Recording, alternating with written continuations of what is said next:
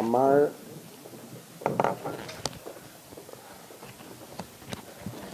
অসম চৰকাৰে অসমত বিনিয়োগৰ সম্ভাৱনা বৃদ্ধিৰ কাৰণে এডভান্টেজ অসম আমি অনুষ্ঠিত কৰিছিলোঁ আৰু তাৰ পিছত অসমত বহুখিনি বিনিয়োগ অহা আমি দেখা পাইছিলোঁ।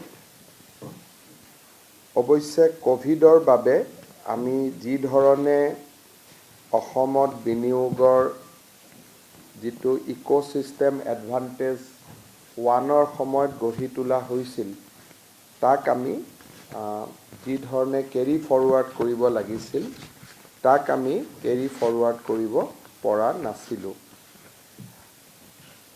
যদিও আমি ইনভেষ্টমেণ্ট সামিট পতা নাছিলোঁ, কিন্তু যোৱা 4টা বছৰত ৰাজ্য চৰকাৰে লোৱা বিভিন্ন প্ৰচেষ্টাৰ জৰিয়তে অসমত বহুখিনি বিনিয়োগ আহিব আৰম্ভ কৰিছে আৰু গোটেই ভাৰততে গুড গভৰ্নেন্স আৰু এটা গুড ইনভেষ্টমেণ্ট ডেষ্টিনেশ্যন হিচাপে অসমৰ এটা নেশ্যনেল ইমেজ এটাও যোৱা কেইটামান বছৰত যথেষ্ট বৃদ্ধি হৈছে।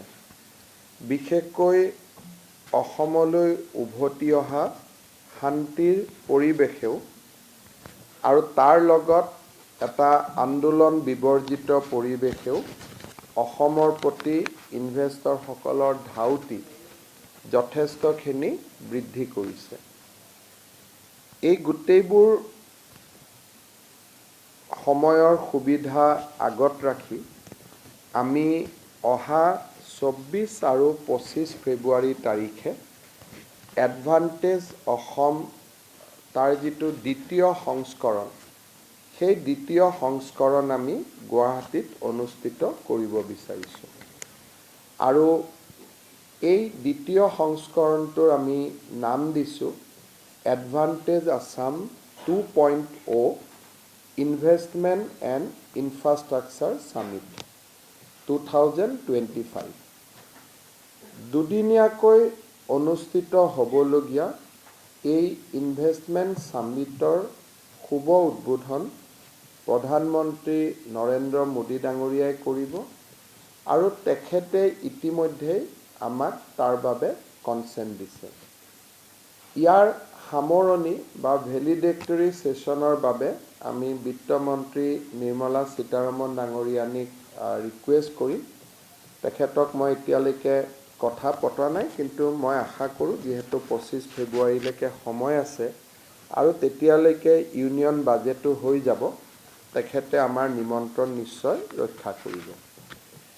এইবাৰ আমি সামিটখনত ইনভেষ্টমেণ্টৰ লগতে ইনফ্ৰাষ্ট্ৰাকচাৰক আমি সমানে গুৰুত্ব দিছোঁ, কাৰণ ইনভেষ্টমেণ্ট তেতিয়া আহিব যেতিয়া ৰাজ্যত ইনফ্ৰাষ্ট্ৰাকচাৰ বাঢ়িব আৰু সেইকাৰণে এইবাৰ আমাৰ ইনভেষ্টমেণ্ট আৰু ইনফ্ৰাষ্ট্ৰাকচাৰ সামিটত আমি ইনফ্ৰাষ্ট্ৰাকচাৰ ছেশ্যন কেইবাটাও পাতিব খুজিছোঁ। এটা ছেশ্যন আমাৰ পথ পৰিবহণ ব্যৱস্থাৰ ওপৰত হ'ব, যাক আমি উদ্বোধন কৰিবৰ কাৰণে গাডকাৰী ডাঙৰীয়াক নিমন্ত্ৰণ জনাম। এটা ৰেলৱে ইনফ্ৰাষ্ট্ৰাকচাৰৰ ওপৰত হ'ব, যাক আমি উদ্বোধনৰ বাবে অশ্বিনী বৈষ্ণৱ ডাঙৰীয়াক নিমন্ত্ৰণ কৰিম। এটা এগ্ৰিকালচাৰ ইনফ্ৰাষ্ট্ৰাকচাৰৰ ওপৰত হ'ব, কোল্ড ষ্টৰেজকে আদি কৰি।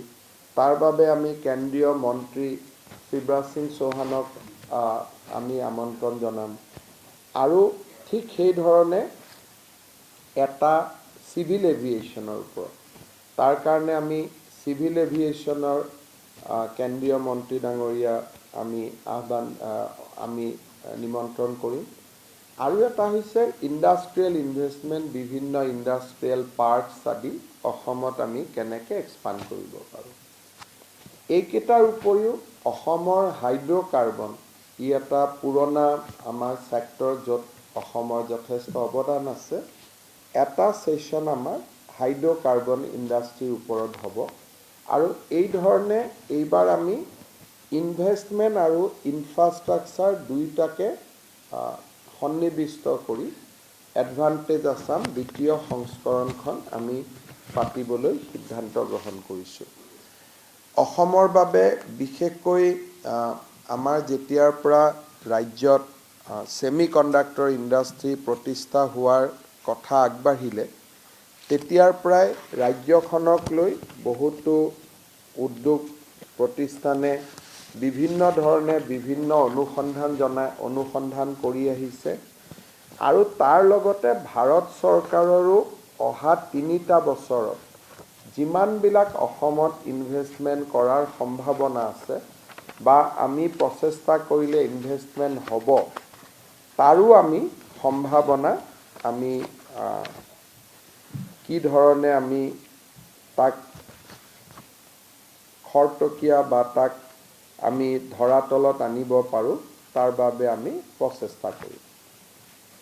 এই ইনভেষ্টমেণ্ট সামিটৰ সময়তে যিহেতু দেশ আৰু বিদেশৰ ইনভেষ্টৰসকল আহিব, সেই সময়ছোৱাতে আমি বহুদিনে আমি আলোচনা কৰি থকা আমাৰ চাহ বাগিচাৰ ঝুমুৰ নৃত্যৰ যিটো সাৰ্বজনিক প্ৰদৰ্শন, সেইটো আমি 24 ফেব্ৰুৱাৰী অথবা 25 ফেব্ৰুৱাৰীত আমি অনুষ্ঠিত কৰিম। অসমৰ 800খন চাহ বাগিচাৰ পৰা 32 গৰাকীকৈ ছোৱালী আৰু সেই অনুপাতে পুৰুষ সৰ্বমুঠ 7,500 নাচনী আৰু কলা কুশলীয়ে এই সাৰ্বজনীন ঝুমুৰ নৃত্যত অংশগ্ৰহণ কৰিব। আৰু ইয়াৰ বাবে আমি ডিটেইল গাইডলাইন বনাইছোঁ।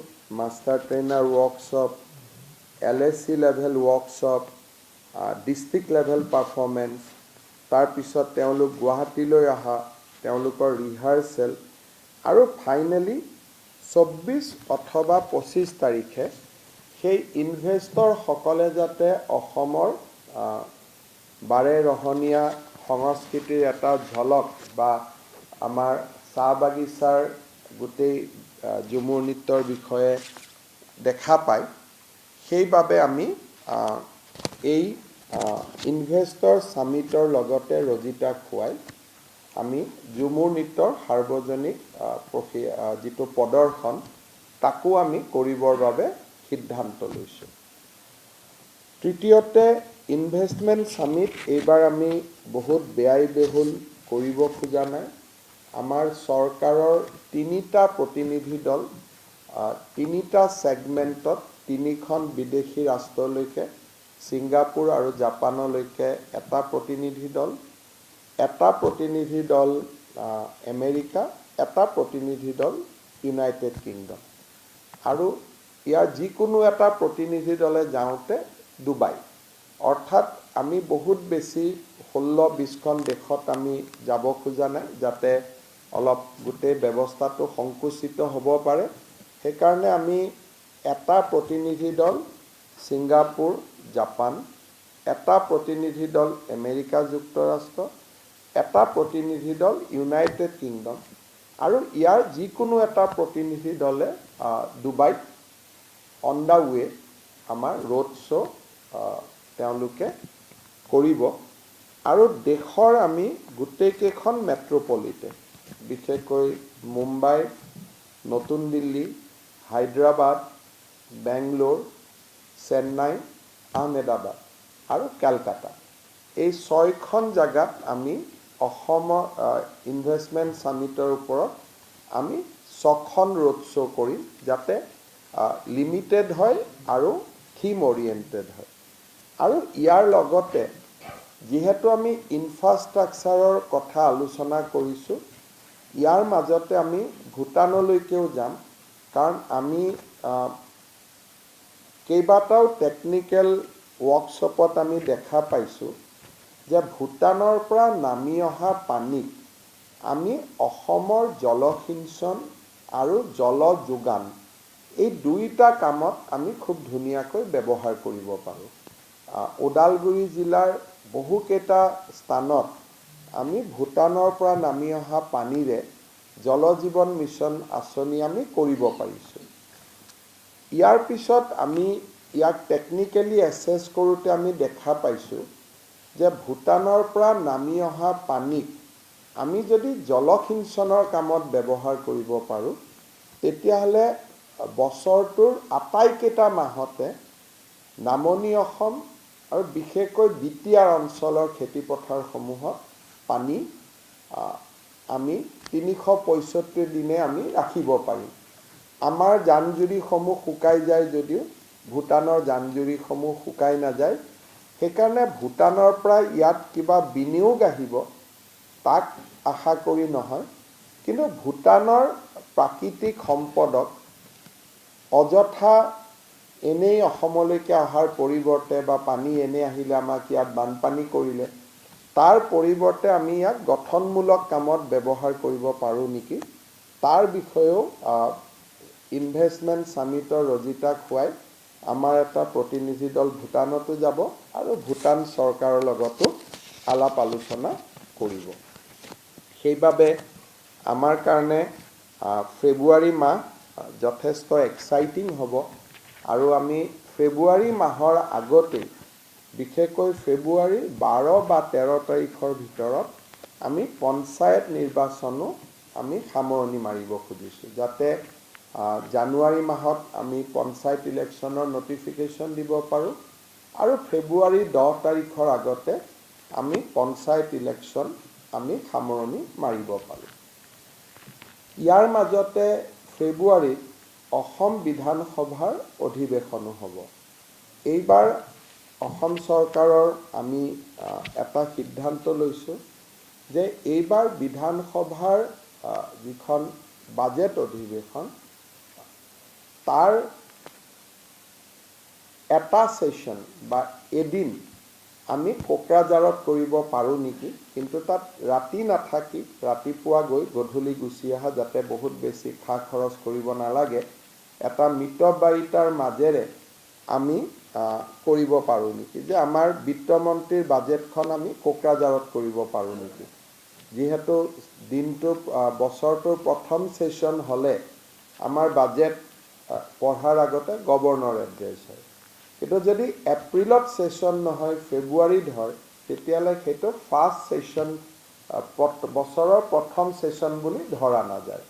তেনেকুৱা ক্ষেত্ৰত ৰাজ্যপালৰ অভিভাষণ বা বিত্তমন্ত্ৰীৰ বাজেট কোনোবা এটা বিশেষ ব্যৱস্থা এইবাৰ আমি কোকৰাঝাৰত কৰি যাতে দিনটো কৰি পেলাই আমি গধূলি কোকৰাঝাৰৰ পৰা উভতি আহিব পাৰোঁ, ৰাতি থকা মিলা বৃহৎ ব্যৱস্থা কৰিব নালাগে, কিন্তু কোকৰাঝাৰত এটা ছিগনিফিকেণ্ট কাম এটা যাতে কৰিব পাৰি, হয় ৰাজ্যপালৰ অভিভাষণ নহ'লে বিত্তমন্ত্ৰীৰ বাজেট বক্তৃতা, এই দুইটাৰ কোনোবা এটা আমি কোকৰাঝাৰত কৰিম আৰু 2 এদিনতে বিটিআৰ কৰ্তৃপক্ষৰ লগত কথা পাতি এই বিষয়ে আমি সিদ্ধান্ত ল'ম। আৰু মই ভাবোঁ যে এই কোকৰাঝাৰত বিধানসভাৰ অধিৱেশন পতা এটা বহুদিনীয়া ইচ্ছা এটা আছিলে বিটিআৰৰ ৰাইজৰ, আমাৰ বিধানসভাৰ অধ্যক্ষৰ, তাৰ জৰিয়তে এইটো আমি সমাপন কৰিব পাৰিম। শেষত আমাৰ অসমত 5টা সমষ্টিৰ উপ নিৰ্বাচন অনুষ্ঠিত হৈ গ'ল। এই আটাইকেইটা উপ নিৰ্বাচনতে আমাৰ শাসকীয় দলে, বিশেষকৈ ভাৰতীয় জনতা পাৰ্টি, অসম গণ পৰিষদ আৰু UPPL দলে অভাৱনীয় সাফল্য দেখুৱাবলৈ সক্ষম হৈছে। মই ভাবোঁ যে সাধাৰণতে বিধানসভাৰ নিৰ্বাচনৰ প্ৰাক মুহূৰ্তত উপ নিৰ্বাচনসমূহে শাসকীয় দলসমূহৰ প্ৰতি এটা যথেষ্ট অনিশ্চয়তাৰ বাতাবৰণ কঢ়িয়াই আনে আৰু গোটেই বছৰটোৰ বাবে চৰকাৰখনক এটা আণ্ডাৰ প্ৰেছাৰ ৰাখি থৈ যায়। কিন্তু এইবাৰৰ উপ নিৰ্বাচনত অসমৰ ৰাইজে আমাক অভূতপূৰ্ব আশীৰ্বাদ আগবঢ়ালে আৰু বিশেষকৈ 4টা সমষ্টি বিধায়কসকল আমাৰ লগত আগতে আছিলে, সাংসদ হোৱাৰ বাবে নিৰ্বাচন অনুষ্ঠিত হ'ল, কিন্তু পঞ্চমটো সমষ্টিও 25 বছৰৰ পিছত কংগ্ৰেছ দলৰ হাতৰ পৰা আমি লৈ আহিবলৈ সক্ষম হৈছিলোঁ আৰু তাৰ বাবে এই সুযোগতে গোটেইকেইটা সমষ্টিৰ ৰাইজক আমি ধন্যবাদ আৰু অভিনন্দন জ্ঞাপন কৰিছোঁ আৰু অহা সময়ছোৱাত আমি দুগুণ উৎসাহেৰে সৈতে অসমৰ জনগণৰ বাবে কাম কৰিবৰ বাবে আমি এটা নতুন প্ৰেৰণা পালোঁ। নিৰ্বাচনত বিজয়ী আটাইকেইগৰাকী প্ৰাৰ্থী, বিশেষকৈ বঙাইগাঁও সমষ্টিত দীপ্তিময়ী চৌধুৰী, আমাৰ ধলাই সমষ্টিত নিহাৰঞ্জন দাস, আমাৰ চামুগুৰি সমষ্টিত ডিপ্লুৰঞ্জন শৰ্মা, বিহালী সমষ্টিত দিগন্ত ঘাটোৱাৰ আৰু চিডলি সমষ্টিৰ বিজয়ী প্ৰাৰ্থী নিৰ্মল কুমাৰ ব্ৰহ্মক মই আন্তৰিক অভিনন্দন জনাইছোঁ। আৰু নিৰ্বাচনত যিসকল মন্ত্ৰী, বিধায়ক, আমাৰ কাৰ্যকৰ্তাই যথেষ্ট কষ্ট কৰিলে তেওঁলোককো মই অভিনন্দন জনাইছোঁ। আপোনালোকে যদি কিবা সুধিব বিচাৰে সুধিব পাৰে।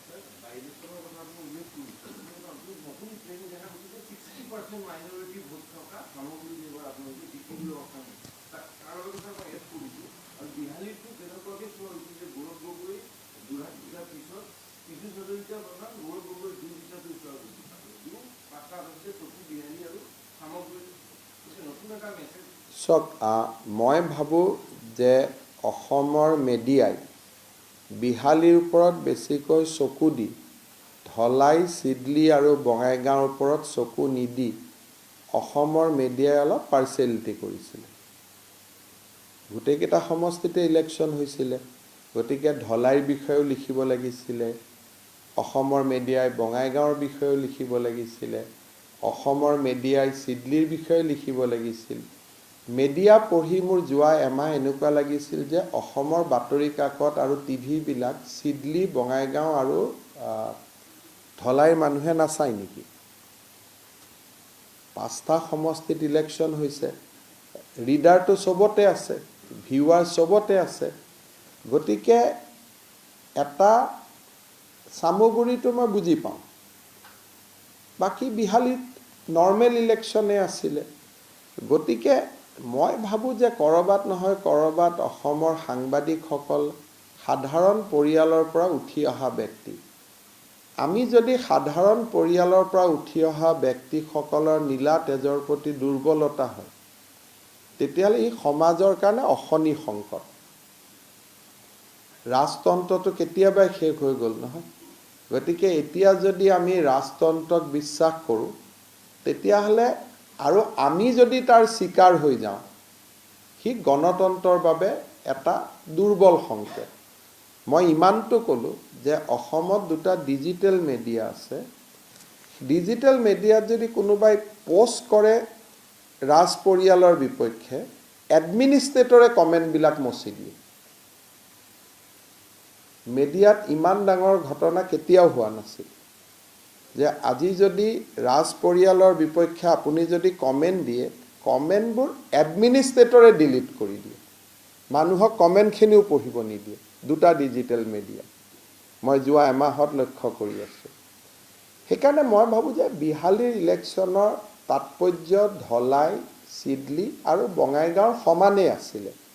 আৰু 4টা সমষ্টিৰ ৰাইজে আমাক আশীৰ্বাদ কৰিছে। যেনেকৈ বিহালীত পীযুষ হাজৰিকা আছিলে, চামুগুৰিত বিমল বৰা আছিলে, ধলাইত জয়ন্ত মল্ল বৰুৱা আছিলে, চিডলিত অশোক সিংঘাল আছিলে, বঙাইগাঁৱত ৰঞ্জিত দাস আছিলে। আৰু মোৰ মন্ত্ৰীসভাৰ আটাইকেইজন সদস্যই কাম কৰি আছিলে। পীযুষ হাজৰিকাক ভাল পাই আপোনালোকে সমষ্টিটো ফ'কাছ কৰিলে মোৰ আপত্তি নাছিল, কিন্তু পীযুষ হাজৰিকাক ভাল পাই সমষ্টিটো আপোনালোকে ফ'কাছ কৰা নাছিলে, ৰাজ পৰিয়ালৰ প্ৰতি দুৰ্বলতাৰ কাৰণে আপোনালোকে ফ'কাছ কৰিছিলে। সেইটো মই ভাবোঁ যে গণতন্ত্ৰৰ কাৰণে ই শুভ সংকট নহয়। দ্বিতীয় প্ৰশ্নৰ উত্তৰটো এনেকুৱা যে যোৱা লোকসভা ইলেকশ্যনত আপোনালোকে যদি চাই যে ফাৰ্ষ্ট আৰু ছেকেণ্ড ফেজত আমি অসমৰ সংখ্যালঘু লোকৰ যথেষ্ট ভোট পাইছিলোঁ। থাৰ্ড ফেজতহে আমি পোৱা নাছিলোঁ। আৰু কৰিমগঞ্জৰ দৰে যোৰহাট লোকসভাৰ পৰাজয়ৰ কাহিনী লিখিবলৈ গৈ কৰিমগঞ্জৰ দৰে অভাৱনীয় বিজয়, যিটো ভাৰতীয় জনতা পাৰ্টিৰ গোটেই ভাৰতৰ বাবে এটা ইতিহাস, যে 65% মাইনৰিটি মানুহ থকা চিট এটা আমি লোকসভাত বিজয়ী হৈছিলোঁ।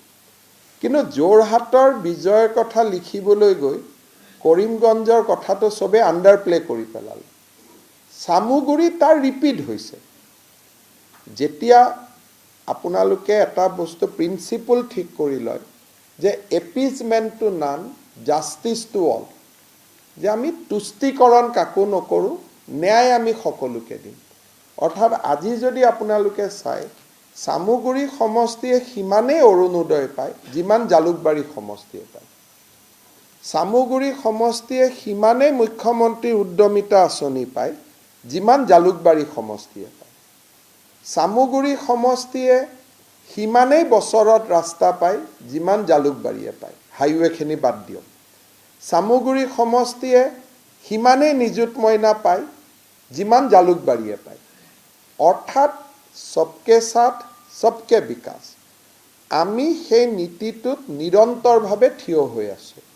আৰু তাৰ কাৰণে অসমৰ যিখিনি সংখ্যালঘু ৰাইজে তুষ্টিকৰণৰ বিপৰীতে ন্যায় বিচাৰে, এছামে তুষ্টিকৰণ বিচাৰে, যে আমাক স্পেচিয়েলি ট্ৰিট কৰক, আৰু এছামে ভাবে যে গভৰ্ণমেণ্টখনে আমাক সমানে চাওক। সমানে চোৱা আৰু বিশেষভাৱে চোৱাৰ মাজত পাৰ্থক্য আছে। সমানে চাব যিসকলে ভাবে যে চৰকাৰে আমাক সমানে চাওক, তেওঁলোকে বিজেপি দলৰ প্ৰতি আকৃষ্ট হৈছে। আৰু মই আজি আপোনালোকক কৈ থৈছোঁ যে অহা বিধানসভা নিৰ্বাচনত লাহৰীঘাট, আমাৰ সাউথ কৰিমগঞ্জ, নৰ্থ কৰিমগঞ্জ, আমাৰ চামুগুৰি, ৰূপহী, এই 5টা সমষ্টিলৈকে আপোনালোকে চকু ৰাখিব। এই 5টা সমষ্টিতে সংখ্যালঘু ভোট যথেষ্ট বেছি। মই বিজেপি জিকিব হাৰিব নকওঁ, কিন্তু বিজেপিয়ে গোটেইকেইটা সমষ্টিতে তীব্ৰ প্ৰতিদ্বন্দ্বিতা দিব। দ্বিতীয়তে, পেপাৰৰ বা সাংবাদিকসকলৰ বা অভিজ্ঞ ৰাইজৰ এটা যি ভুল ধাৰণা আছিল যে বদৰুদ্দিন আজমল থাকিলে বিজেপিৰ সুবিধা হয়। মই ভাবোঁ যে বদৰুদ্দিন আজমল নোহোৱা হ'লে বিজেপিৰ বেছি ভাল হ'ব। কাৰণ তেতিয়া নেশ্যনেলিষ্ট যিখিনি মানুহ আছে এক্ৰছ দ্য বৰ্ড, যোনে এপিজমেণ্ট নিবিচাৰে, তুষ্টিকৰণ নিবিচাৰে, তেওঁলোকৰ ভোটবিলাক আমি পোৱা আৰম্ভ কৰিম, আৰু এণ্টি কংগ্ৰেছ ভোটবিলাক ডিভিজন নহ'ব। সেইকাৰণে পষ্ট UDF, আজি যদি UDF চামুগুৰিত থাকিলেহেঁতেন আমি নিজিকিলোহেঁতেন, আমি পোৱা ভোটখিনি UDFে লৈ গ'লহেঁতেন। গতিকে UDFৰ অৱৰ্তমানত ভাৰতীয় জনতা পাৰ্টিৰ পলিটিক্সৰ কাৰণে আমি আমাৰ লক্ষ্য আৰু আদৰ্শ কম্প্ৰমাইজ নোকোৱাকৈ আমি কাম কৰিব পাৰিছোঁ। লোকসভাত কৰিমগঞ্জ, বিধানসভাৰ উপ নিৰ্বাচনত চামুগুৰি, এই দুইটা এটা বৃহৎ ৰাজনৈতিক সফলতা।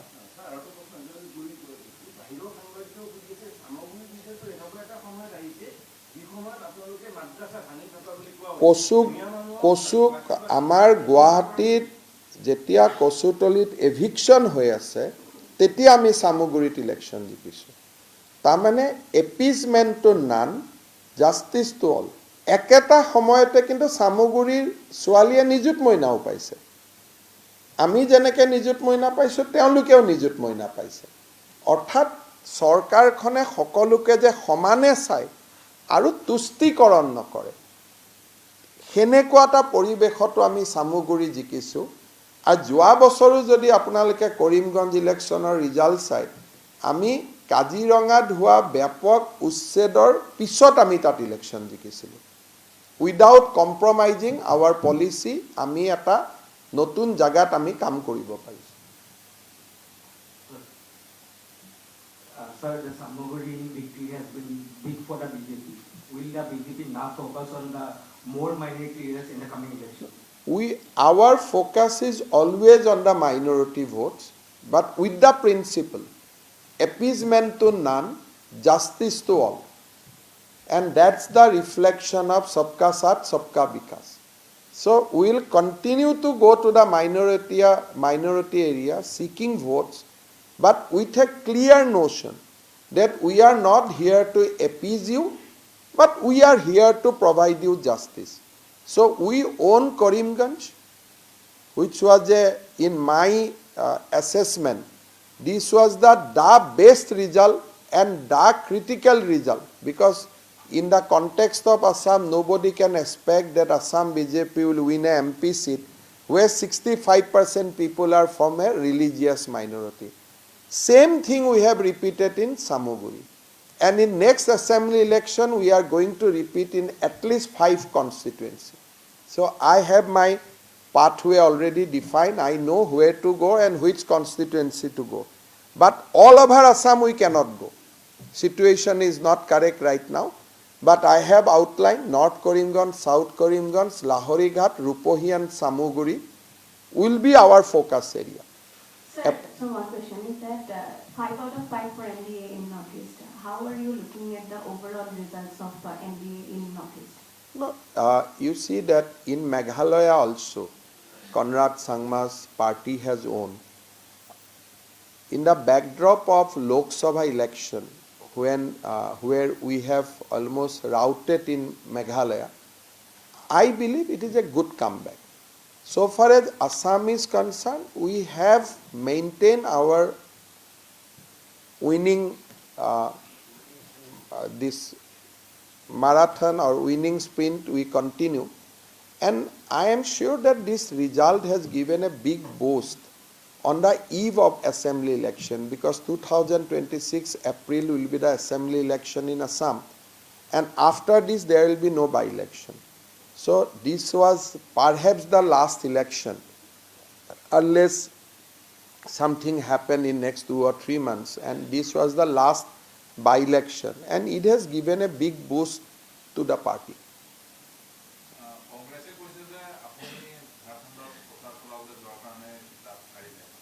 So, Jharkhandৰ নিৰ্বাচন আপোনালোকে মোক সোধোতেও মই ইয়াত কৈ গৈছিলোঁ, it is a difficult state. আৰু মই ঝাৰখণ্ডত জিকিম বুলি আপোনালোকে মোক বহুতবাৰ সুধি আছিল, মইতো ক্লেইমো কৰা নাছিলোঁ। মই প্ৰথম দিনৰ পৰাই যিহেতু পলিটিকেলি মই জানিছিলোঁ, আপোনালোকে মোক যেতিয়া ইয়াত যোৱা মাহত লগ পাইছিলে ঝাৰখণ্ড কি হ'ব, মই আপোনালোকক এটাই কৈছিলোঁ যে Jharkhand is a difficult state. কিয় ডিফিকাল্ট মই প্ৰেক্টিকেল কথা বতৰাত ক'ম। ঝাৰখণ্ডত এটা ডেমোগ্ৰাফি আছে, যিটো ডেমোগ্ৰাফিৰ লগত যুঁজ কৰাটো it's a tough job, but still মই ভাবোঁ যে party has done a great job, বহুত ভাল ৰিজাল্ট কৰিব পাৰিছে ইন দ্য গিভিং চাৰ্কামটেঞ্চেছ। কিন্তু ঝাৰখণ্ডটো ডিফিকাল্ট ষ্টেট বুলি মই আপোনালোকক আগতেই কৈ গৈছিলোঁ, আৰু কেতিয়াও মোৰ টুইটাৰ, কেতিয়াও মোৰ অসমত কোনো মিডিয়া ইণ্টাৰেকশ্যনত মই কেতিয়াও কোৱা নাছিলোঁ যে we are going to win. গতিকে কিন্তু এনেকুৱা নহয় যে পাৰ্টিয়ে চবত জিকা জেগাবিলাকতে যাব, হাৰা জেগাবিলাকতো কোনোবা যাব লাগিব না। গতিকে এইটো মই ভাবোঁ যে সেইটো মোৰ উত্তৰটো এমাহ আগতে আপোনালোকক মই ইয়াত দি থৈ গৈছোঁ, সেইকাৰণে ইয়াততো মছলা বিচাৰিবলগীয়া একো নাই।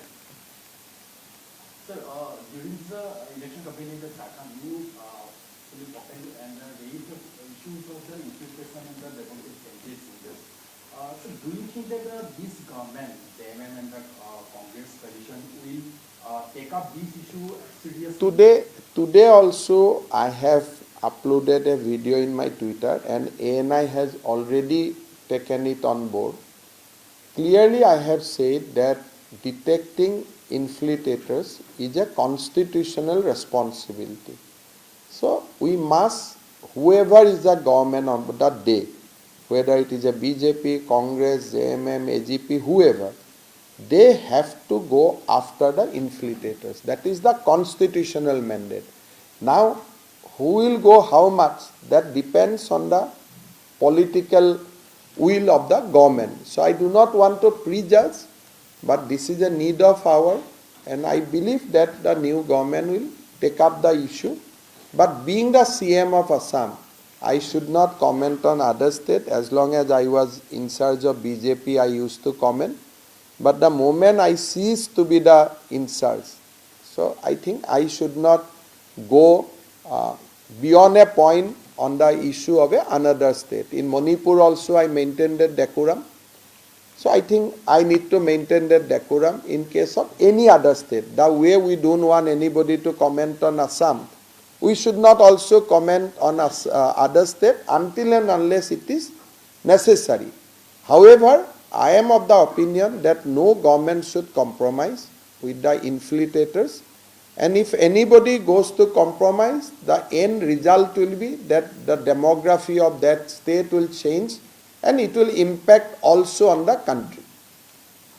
Sir, advantage Assam 2.0 और मेगा जुमू डांस 2025 के बारे में थोड़ा सा बताइए. देखिए, असम सरकार में एडवांटेज असम का पहला श्रृंखला हमने किए थे 2018 में, और उस बार असम में करीबन 1 लाख करोड़ का इन्वेस्टमेंट का हमें MOU करने में सफल हुए थे. बहुत सारे कुछ हुए, बट कोविड का कारण बहुत काम हमने फॉलो अप भी नहीं कर पाए. बीते 3 साल हमने इन्वेस्टमेंट समिट नहीं किए, बट उसी दौरान हमें सेमीकंडक्टर जैसा बड़े इंडस्ट्री लाने में भी कामयाब रहे. असम में अभी एजिटेशन नहीं है, मिलिटेंसी नहीं है, और असम का ब्रांड इमेज बहुत बढ़े है. इसका सुविधा लेते हुए असम में और इन्वेस्टमेंट आए, असम में इंफ्रास्ट्रक्चर बने, इसीलिए हम एडवांटेज 2 करने जा रहा हूँ. 26 अप्रैल को भारत की माननीय प्रधानमंत्री मोदी जी आएंगे इसको उद्घाटन के लिए, और हमें समापन के लिए वित्त मंत्री महोदया को भी हम लोग न्योता देने जा रहा हूँ.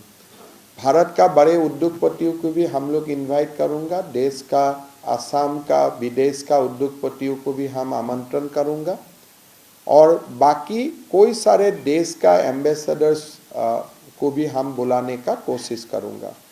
एक अच्छा इन्वेस्टमेंट समिट हो, उसका साथ साथ असम में हमारा जो परंपरागत झूमर डांस है, इसको भी हम 8000 आर्टिस्ट से उसको भी वही समय हम एक डेमोन्स्ट्रेशन कार्यक्रम करूँगा. हमारा उद्देश्य यही है कि निवेश का साथ लोग असम का सांस्कृतिक जो हमारे शक्ति है उसको भी कुछ कुछ उपलब्धि करे. इसीलिए हमारा 26 और 25 हम इन्वेस्टमेंट का समिट भी करने जा रहा हूँ, साथ में हम सांस्कृतिक कार्यक्रम भी करने जा रहा हूँ.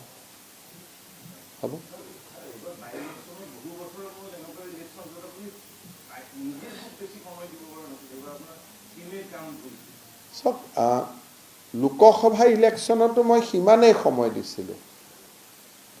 কলে আপোনালোকে দুখ পাব, মই তেজপুৰত যিমান মিটিং কৰিছিলোঁ যোৰহাটতো সিমানেই মিটিং কৰিছিলোঁ, ডিব্ৰুগড়তো সিমানেই মিটিং কৰিছিলোঁ. মোৰ অহা 15 দিন পিছত ডায়েৰী ওলাব, ডায়েৰীটো প্ৰতিদিনৰ ডায়েৰী ওলাব. মই তেজপুৰত কেইদিন আছিলোঁ, গুৱাহাটীত কেইদিন আছিলোঁ, ধুবুৰীত কেইদিন আছিলোঁ, শিলচৰত কেইদিন আছিলোঁ, কৰিমগঞ্জত কেইদিন আছিলোঁ.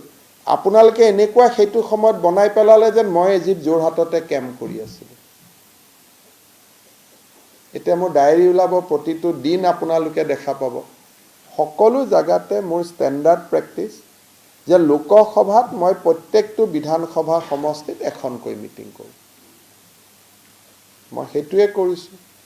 উপনিৰ্বাচনত প্ৰত্যেকটো সমষ্টিত এখন বা দুখন, ধলাই আৰু বিহালীত দুখন, বাকীকেইটা সমষ্টিত এখন.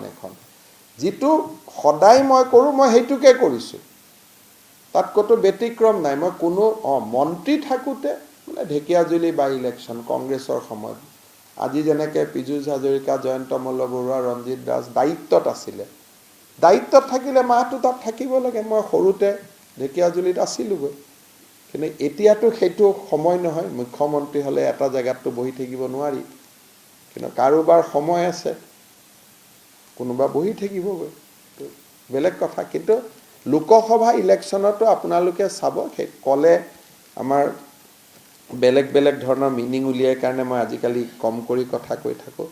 প্ৰত্যেকটো বিধানসভা সমষ্টিতে মই এখনকৈ মিটিং কৰিছোঁ। ধুবুৰীত নোৱাৰিলোঁ, হেলিকপ্টাৰ নউৰিলে কাৰণে নহ'লগৈ, কিন্তু যোৰহাটতো এখন বেছিকৈ কৰা নাই, ডিব্ৰুগড়তো এখন বেছিকৈ কৰা নাই, লখিমপুৰতো এখন বেছিকৈ কৰা নাই। কিন্তু আপোনালোকে এনেকুৱা কৰি দিলে যেন মই যোৰহাটতে বহি আছিলোঁ সেইটো সময়ত। এতিয়াতো মোৰ প্ৰতিদিনৰ ডায়েৰী ওলাব, আপোনালোকে দেখা পাব যে আমাৰ কাৰণে গোটেই অসমখন সমান। আপোনালোকৰ কাৰণে আপোনালোকে অসমখনক ডিফাৰেঞ্চ কৰি কেতিয়াবা কোনোবা এৰিয়াক স্পেচিয়েল কৰি দিয়ে। মোৰ কাৰণে প্ৰত্যেকটো এৰিয়াই স্পেচিয়েল, প্ৰত্যেকটো জাগাই ইম্পৰ্টেণ্ট, প্ৰত্যেকটো সমষ্টি ইম্পৰ্টেণ্ট।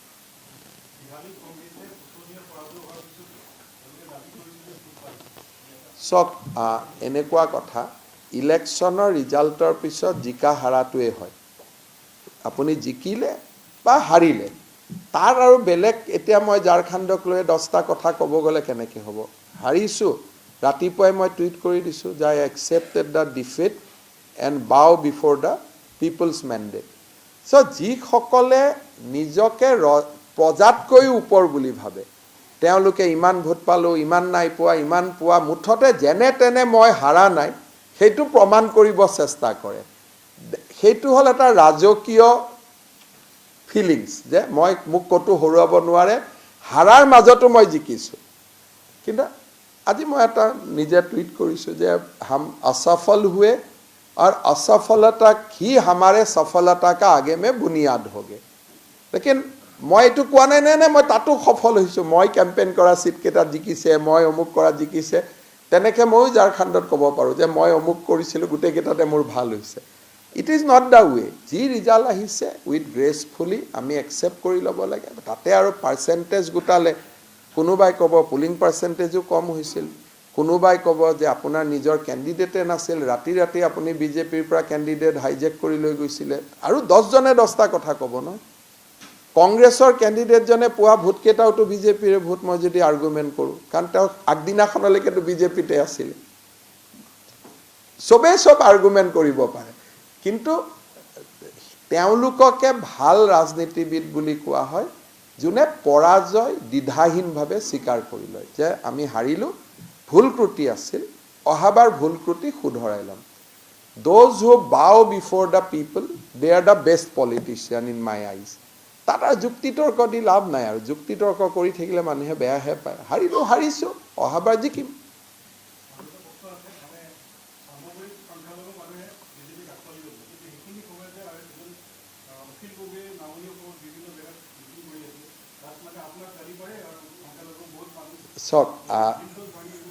চাওক, ৰকিবুল হুছেইন ডাঙৰীয়াই মোৰ পুৰণা ভাষণৰ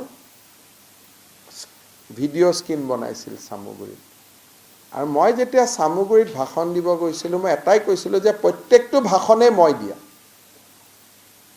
আৰু আজিও যদি মোক ৰিপিট কৰিব কয় মই একেটা কথাই ৰিপিট কৰোঁ। গতিকে আমাৰ ক'তো প্ৰিন্সিপল আমি ডাইলুট নকৰোঁ। Appeasement to none, justice to all.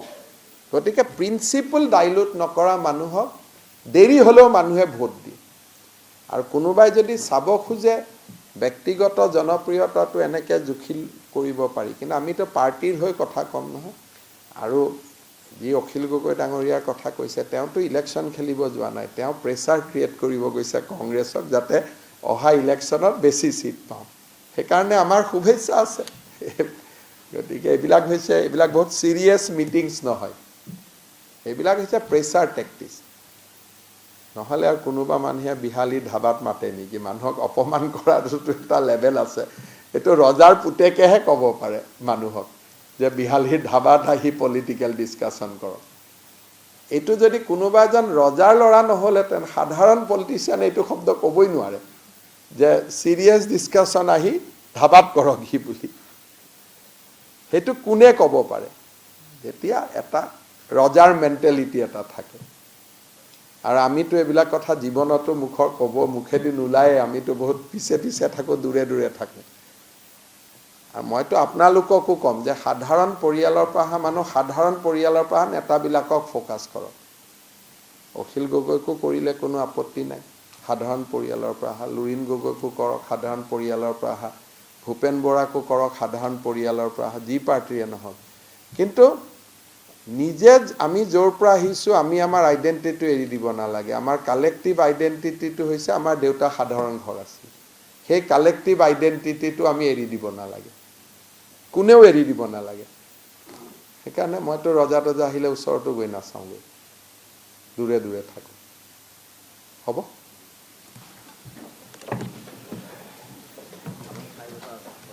কি ফাইদা?